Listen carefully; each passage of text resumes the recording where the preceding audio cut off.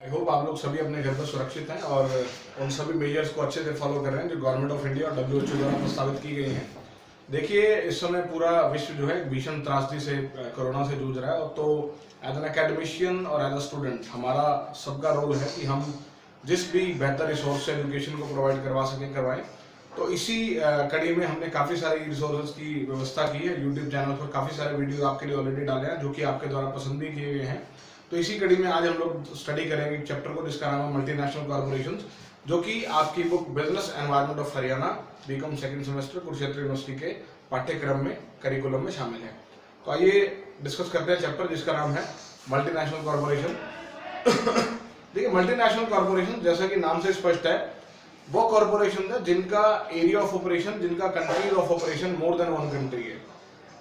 वो सभी कंपनी जो एक से ज्यादा देश में किसी भी तरीके से ऑपरेट कर रही हैं, वो सभी मल्टीनेशनल कॉर्पोरेशंस की श्रेणी में आएंगी। इससे पहले कि हम डेफिनेशन की बात करें, कुछ दो जो इनके संदर्भ में कंसेप्ट है, होम कंट्री का और होस्ट कंट्री का, मैं उसको डिस्कस करना चाहूंगा। देखिए, होम कंट्री वो कंट्री है जहां पर उस कंपनी का प्राइमरीली रजिस्ट्रेशन हुआ है। फॉर एग्जांपल टाटा, अगर टाटा इंडिया की कंपनी, और अगर इंडिया के संदर्भ में बात करूं तो इंडिया टाटा के लिए एक होम कंट्री रहेगा, और बाकी वो सभी देश जहां पर टाटा ऑपरेट करेगी वो टाटा के लिए होस्ट कंट्री रहेंगे।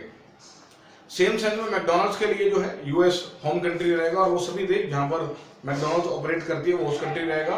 तो जो पहली स्लाइड में आपकी डेफिनेशन हमने दे रखी है, multinational corporations are those corporations whose sphere of activity spread over more than one country, जैसा कि आपको पहले बताया। और इसके बाद जो डेफिनेशन आईबीएम के प्रेसिडेंट के द्वारा दी गई थी वो इंपॉर्टेंट है पढ़ना, कि मल्टीनेशनल कॉर्पोरेशन वो कॉर्पोरेशन है जिनमें जो ऑपरेट करती है मोर देन वन कंट्री में, carried out research, development, marketing and manufacturing activities in more than one country, have a multinational management and have a multinational stock ownership. इसका मतलब जिसकी मैनेजमेंट मल्टीनेशनल, जिसका एरिया ऑफ ऑपरेशन, जिसका area of research, development, growth multinational, और जो कई देशों की कंपनी के स्टॉक्स में डील करती है।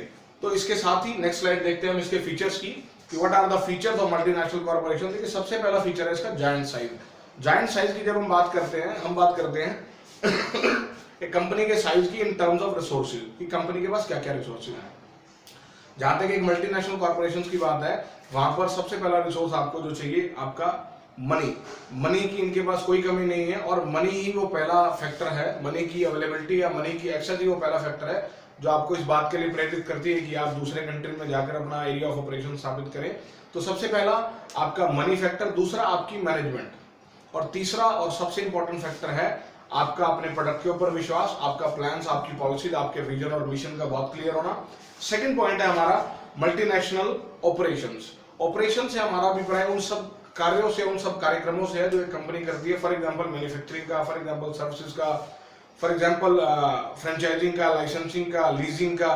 तो सबसे पहले before entering a country in a full fledge manner, पूरी तरह से एक कंपनी में सेटअप बिठाने से पहले कोई भी कंपनी दूसरे देश में जाकर अपने पैर जमाने की कोशिश करती है, और चूंकि इनके ऑपरेशन पहले से ही बहुत सारे देशों में फैले होते हैं, तो दूसरे देशों के नियमों को, कायदों को समझने में इनको समय नहीं लगता, और बहुत अच्छे से ये लोग वहां पर भी ऑपरेट करते हैं। थर्ड है ट्रांसफर ऑफ रिसोर्सेज। देखिए, सीधी सी बात है, जब आप किसी दूसरे देश में जा रहे हैं तो दूसरा देश आपको क्यों आने देगा? जब उस देश को पता है कि आपका एक मात्र उद्देश्य, एक मुख्य उद्देश्य पैसा कमाना है, वो आपको क्यों आने देगा? क्योंकि उस देश को पता है कि आप अपने साथ काफी सारे संसाधन लेके आएंगे, जो संसाधन ना केवल आपकी तरक्की करेंगे बल्कि उस स्टेट की, उस देश की पॉपुलेशन की भी काफी सारी समस्याओं के समाधान का कारण बनेंगे। मैं आगे इसके बारे में एग्जांपल भी लूंगा जिससे कि आप इसको बेहतर समझ पाएंगे। देन है ह्यूज फाइनेंशियल रिसोर्सेज, वित्त की भारी मात्रा। मैंने पहले पॉइंट में इसकी बात करी कि जब भी कोई कंपनी किसी दूसरे देश में जाकर ऑपरेट करने की सोचती है तो उसके लिए उसके पास एक बैकएंड होना बहुत जरूरी है, और वो फाइनेंशियल बैकएंड ही वो एक मोटिवेशनल सोर्स है जो आपको इस बात के लिए प्रेरित करता है कि आप जाइए और दूसरे कंट्री में भी ऑपरेशन कीजिए। देन है यूज ऑफ एडवांस टेक्नोलॉजी। देखिए, मल्टीनेशनल कॉर्पोरेशंस एडवांस टेक्नोलॉजीज के साथ चलते हैं। यहाँ पर हम दो संदर्भों में बात कर सकते हैं। पहला संदर्भ तो इंडिया जैसे विकासशील देशों के साथ है, जहां पर टेक्नोलॉजी अभी विकसित नहीं। हालांकि जब हम हिंदुस्तान के संदर्भ में इस तरह की बात करते हैं तो शायद कई बार अतिशयोक्ति होती है, क्योंकि आज हम विकासशील देशों की सबसे ऊपरी सीढ़ी पे हैं और विकसित देशों की जो एंट्री है वहां पर खड़े हैं। तो अगर हम अफ्रीका के काफी सारे देशों की बात करें या फिर उन देशों की बात करें जो भी विकासशीलता के पैमानों को भी नहीं छू पाए, वहां पर अगर हम बात करें तो जाहिर सी बात है इनकी जो टेक्नोलॉजी है वो काफी ज्यादा प्रोग्रेसिव है, और कहीं ना कहीं टेक्नोलॉजी लोगों को एक तरह से प्रेरित करने का, लोगों को एक तरह से आकर्षित करने का काम करती है। फॉर एग्जाम्पल जब बिग बाजार इंडिया में ऑपरेट होने लगा, या फिर अगर हम उससे पहले बात करें जब वॉलमार्ट के साथ भारती की डील हुई थी, भारती वॉलमार्ट के स्टोर खुले थे, तो हमने देखा काफी सारे जो कंसेप्ट थे, फॉर एग्जांपल बिलिंग का कंसेप्ट था, बार कोडिंग का कंसेप्ट था, स्कैनर का कंसेप्ट था, वो हमारे लिए नई चीजें थी। तो जब आप एक विकसित देश से एक विकासशील देश में जाते हैं, जब आप बड़े स्तर से एक दूसरे देश में जाते हैं जहां पर कोई स्तर ही नहीं है प्रोडक्शन का या मैन्युफैक्चरिंग का या सेल्स का, तो जाहिर सी बात है आपकी टेक्नोलॉजी जो है आपको पैर पसारने में, पैर जमाने में काफी मदद करती है। लास्ट पॉइंट है मार्केटिंग सुपीरियरिटी। देखिए यहाँ पर जो मार्केटिंग की बात कर रहे हैं, बेसिकली हम बात कर रहे हैं the techniques of selling the product. जितनी भी मल्टीनेशनल्स हैं उनको पता है कि हमें अपना उत्पाद कैसे बेचना है, और उनकी इसी स्ट्रैटेजी का परिणाम है कि बहुत सारे देशों में उनके प्रोडक्ट्स का कोई भी क्लोज सब्स्टिट्यूट अवेलेबल नहीं हो पाया। आप हिंदुस्तान के संदर्भ में बात कर रहे हैं, पेप्सी और कोको कोला बहुत ही बढ़िया तरीके से ऑपरेट कर रही हैं, पर अगर आज भी इनके लोकल या इंडियन सब्स्टिट्यूट की बात करें तो हमारे पास कोई भी ऐसा बड़ा नाम नहीं है जो इनको सब्स्टिट्यूट कर सके। तो नेक्स्ट स्लाइड देखते हैं हम लोग, factors contributing to growth of multinational companies in Haryana economy, कि क्यों ये मल्टीनेशनल कंपनियां हरियाणा में आई, हरियाणा में ऐसी क्या बात थी। देखिए वैसे तो मल्टीनेशनल कॉर्पोरेशन जब आती है सबसे पहले वो देश चुनती है, देश के बाद वो स्टेट चुनती है, और स्टेट को चुनने की सबसे बड़े जो फैक्टर्स हैं वो रहते हैं वहां पर आपके मोड ऑफ ऑपरेशंस को या एस्टेब्लिशमेंट को कितना ज्यादा गवर्नमेंट सपोर्ट करेगी, स्टेट सपोर्ट कर रहा है। तो देखते हैं हरियाणा में ऐसे क्या फैक्टर थे। पहला है स्ट्रॉन्ग इंफ्रास्ट्रक्चर बेस।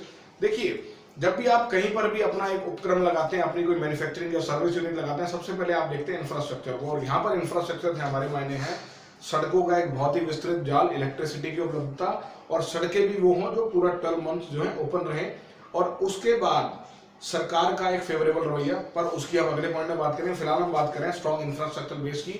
हरियाणा में जितनी भी मल्टीनेशनल है उनके लिए काफी बढ़िया इंफ्रास्ट्रक्चर एसईजेड्स है हमारे पास, HSIA-DC है हमारे पास, उसके अलावा बिजली का एक बहुत बढ़िया और जबरदस्त नेटवर्क है हमारे पास, सड़कों का एक बहुत ही विस्तृत जाल है हमारे पास। उसके अलावा एक जो सबसे जो बड़ा हमारा फैक्टर है, हालांकि शायद उसका पॉइंट भी नेक्स्ट पॉइंट है, उसको साथ ही लेना, स्ट्रेटेजिक लोकेशन।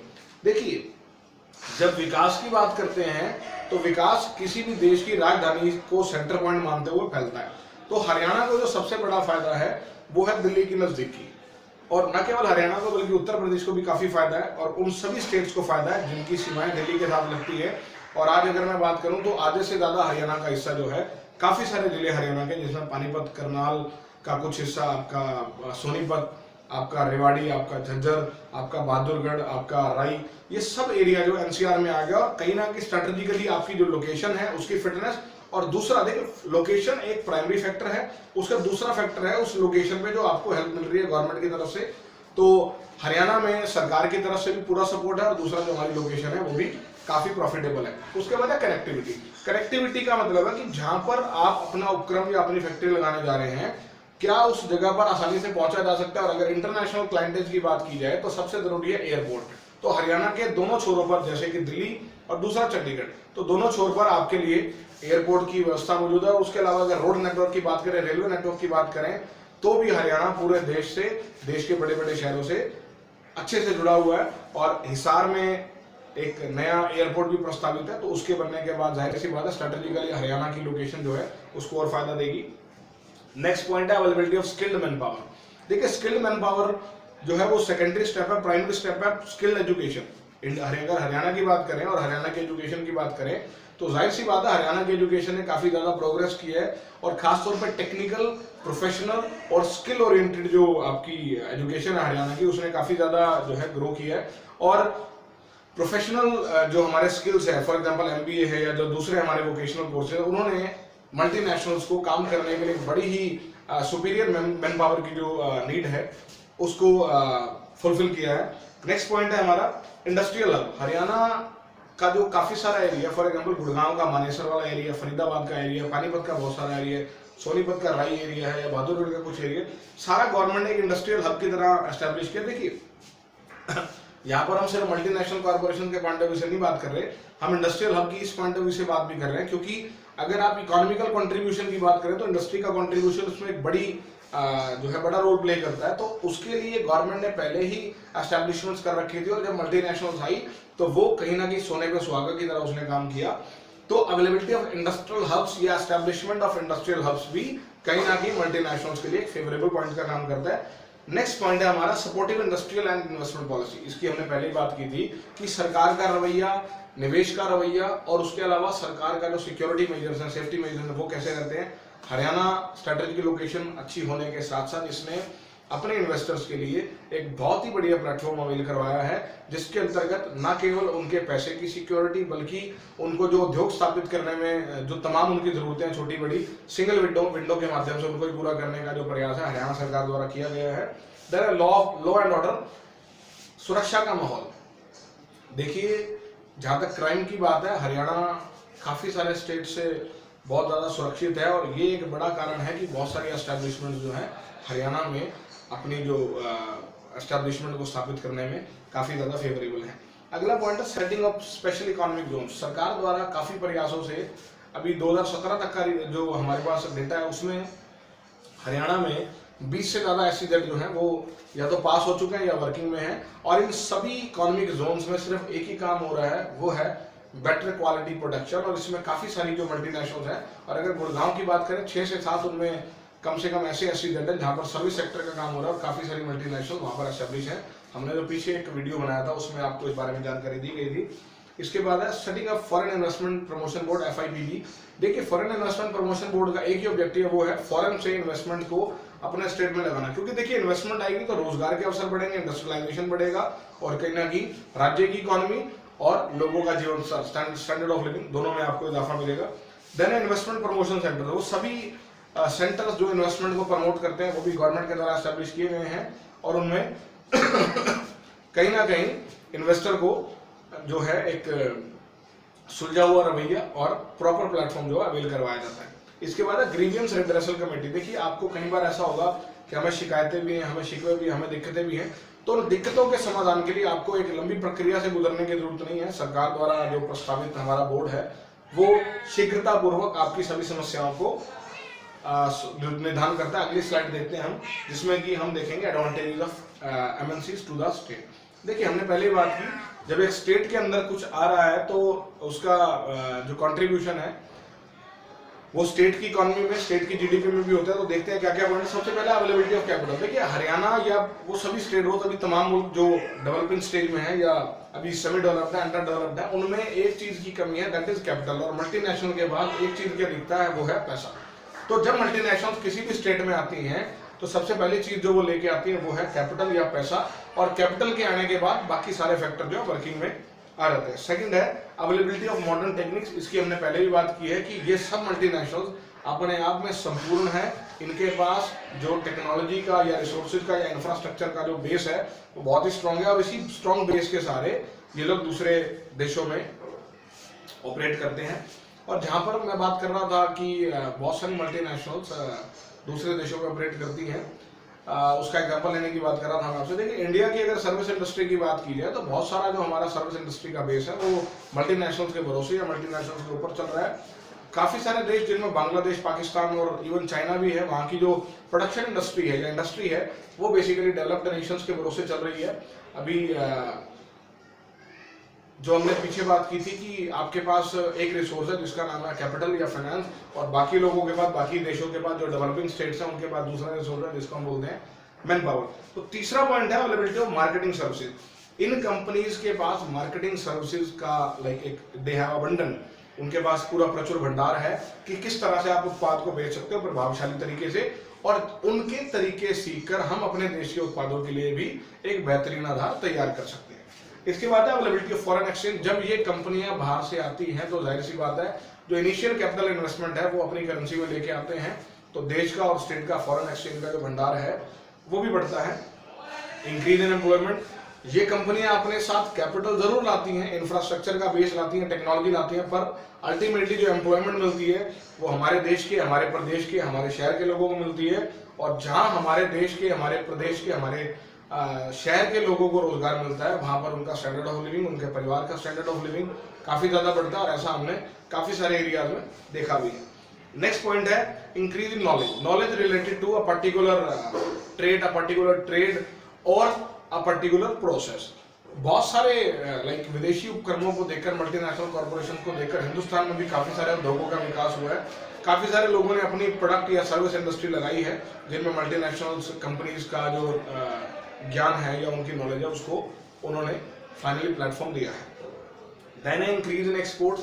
देखिए बहुत सारी अगर हम मल्टीनेशनल कॉर्पोरेशंस की बात करें तो सिर्फ हम इनबाउंड की बात ना करें कि भी वो आ रहे हैं और हमारे यहाँ पर प्लांट लगा रहे हैं, हम ये भी तो कह सकते हैं कि हम प्रोडक्शन कर रहे हैं और हम बाहर भेज रहे हैं। तो जब आप किसी दूसरे देश के साथ व्यापार के सांचे में ढलते हैं तो कहीं ना कहीं बैलेंस आपको बिठाना पड़ता है। वो बैलेंस जब आप इंडस्ट्री लगवा रहे हो, इंपोर्ट कर रहे हो, तो एक्सपोर्ट्स भी उसका बड़ा हिस्सा है आपका किसी दूसरे देश के साथ। जब भी आप किसी दूसरे देश की कंपनी को अपने यहाँ बुलाते हैं तो कहीं ना कहीं उस देश के साथ भी आपके संबंध जो है अच्छे होते हैं और एक्सपोर्ट्स में भी आपके इजाफा होगा। Then is increase in competition. हमने एक पीछे टॉपिक पे बात की थी, कंपटीशन कमीशन ऑफ इंडिया के टॉपिक पे बात की थी, उसमें मैंने आपको कहा था कि एक अच्छा कंपटीशन जो है, हेल्दी कंपटीशन जो है, एक देश की इकोनॉमी के लिए, एक प्रदेश की इकोनॉमी के लिए बहुत अच्छा है, क्योंकि इससे क्या है अल्टीमेटली जो फायदा वो कस्टमर को होने वाला है। तो जब मल्टीनेशनल प्लेयर्स आते हैं तो ना केवल ये अच्छा प्रोडक्ट बनाते हैं बल्कि जो हमारे लोकल मैन्युफैक्चरर है उनके ऊपर भी एक दबाव रहता है कि वो भी प्रोडक्ट्स को अच्छा बनाए और अल्टीमेटली प्रॉफिट कस्टमर का। Then increase in industrialisation. Industrialisation औद्योगिकरण में वृद्धि। कहीं ना कहीं जब ये कंपनी आती है तो नई नई कंपनियां और प्लांट सेटअप होते हैं और उन प्लांट्स में नए लोगों को रोजगार मिलता है और कहीं ना कहीं ये देश के प्रदेश के लोगों के लिए एक बेनिफिट टूल का काम करता है। नेक्स्ट स्लाइड देखते हैं, डिसएडवांटेजेस ऑफ एमएनसी। अब देखिए जहां तक किसी एक प्रोडक्ट की, सर्विस की, इंडस्ट्री का, मल्टीनेशनल कॉर्पोरेशन के फायदे की बात है तो कुछ नुकसान या कुछ दिक्कतें या तकलीफें भी इसके साथ जुड़ी हुई हैं। तो सबसे पहले outflow of funds of the host economy. जैसे हमारे यहाँ पर किसी कंपनी ने अपना प्लांट या मैन्युफैक्चरिंग यूनिट लगाया तो इनिशियली तो वो कैपिटल लेके आए, इन्वेस्टमेंट लेके आए, but what about profits? Profits वो अपने देश में वापस लेके जाएंगे। तो जहां पर इनफ्लो की बात थी वहां पर आउटफ्लो भी साथ साथ है। देन है हार्मफुल फॉर इंडिजिनियस प्रोड्यूसर। देखिए बहुत सारे ऐसे उत्पादक हैं जो अकेले हैं, सोलली करने हैं या फिर उनके पास रिसोर्सेज इतने ज्यादा नहीं है कि वो इनके साथ कम्पीट कर सके। तो ऐसे उत्पादकों के लिए मल्टीनेशनल कॉर्पोरेशन काफी नुकसान का एक कारण बनती है। Then is unbalance regional development. हमने लोकेशन की बात की। देखिए हरियाणा का बहुत सारा हिस्सा लोकेशन वाइज बहुत बढ़िया है, पर बहुत सारा हिस्सा जो दूर दराज का एरिया उसकी तरफ किसी का ध्यान नहीं जाता और औद्योगिक विकास का जो प्रसार है, फैलाव है, वो आज भी हरियाणा के बहुत सारे हिस्से में नहीं हुआ। तो जो विकास है वो एक पर्टिकुलर क्षेत्र में घूम के रह गया, क्षेत्र तक सीमित होकर रह गया। हमारा उद्देश्य क्या था कि पूरे स्टेट में वो समान रूप से फैले, पर अभी तक वो सपना ही है। देन है टैक्स इवेजन। कहीं ना कहीं ये बड़ी कंपनियां टैक्स को बचाने के लिए या टैक्स को छुपाने के लिए, टैक्स बचाने के लिए जो अपनी इनकम को कम करती हैं। फॉर एग्जांपल अभी मैं एक पॉइंट देख रहा था जिसमें क्या था, अपने ही देश से उत्पाद महंगे, जो इंटरमीडिएट है, जो सब्सिडीज हैं, जो उत्पादन की प्रक्रिया का हिस्सा है, वो हम अपने देश से, अपनी जो होम कंट्री है वहां से सस्ता लेके महंगा दिखाते हैं, बिल महंगा दिखाते हैं। हालांकि मुझे नहीं पता प्रैक्टिकल ग्राउंड पे कितना सच है, पर कहीं ना कहीं अगर धुआं है तो आग भी जरूर होगी इसमें। Then lack in morality and ethics. बहुत सारे उत्पादों के संदर्भ में इस तरह की बातें आई हैं कि क्वालिटी कॉम्प्रोमाइजेस किए गए हैं। काफी सारे उत्पादों में जानवरों के मांस को या किसी भी दूसरी तरह की चीजों का उल्लेख किया जाता है। तो अगर कुछ इस तरह की चीजें, कई बार ऐसा हुआ कि देश के या प्रदेश के लोगों की भावनाओं के साथ जो है खिलवाड़ का मामला भी सामने आया है।